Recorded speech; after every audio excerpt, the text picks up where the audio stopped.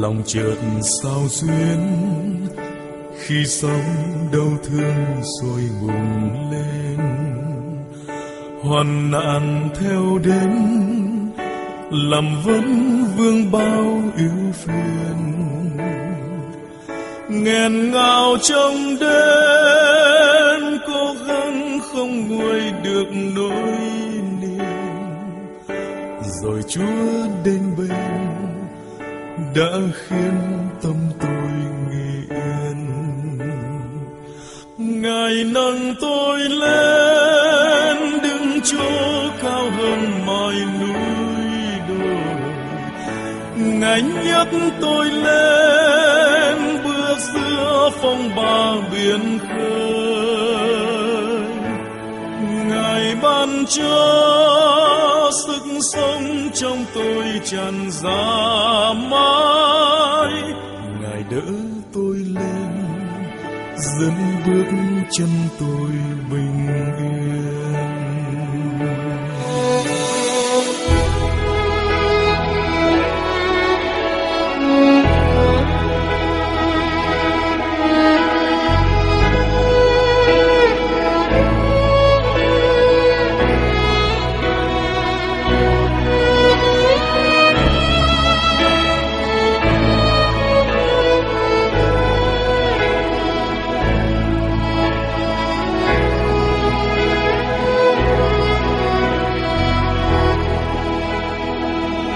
Ngài nâng tôi lên đứng chỗ cao hơn mọi núi đồi, Ngài nhấc tôi lên bước giữa phong ba biển khơi.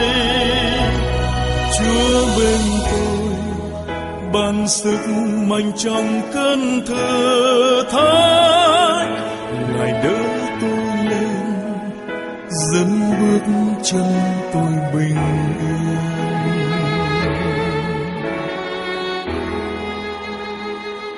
Ngài nâng tôi lên đứng chỗ cao hơn mọi núi đồi, Ngài nhấc tôi lên bước giữa phong ba biển khơi.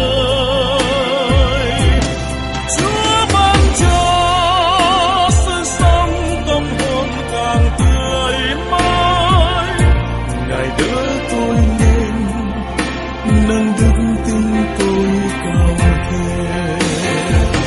Ngài nâng tôi lên đứng chỗ cao hơn mọi núi đồi, Ngài nhấc tôi lên bước giữa phong ba biển khơi. Ngài ban cho sự sống trong tôi tràn ra mãi, Ngài đỡ tôi lên khiến bước chân tôi mạnh thêm.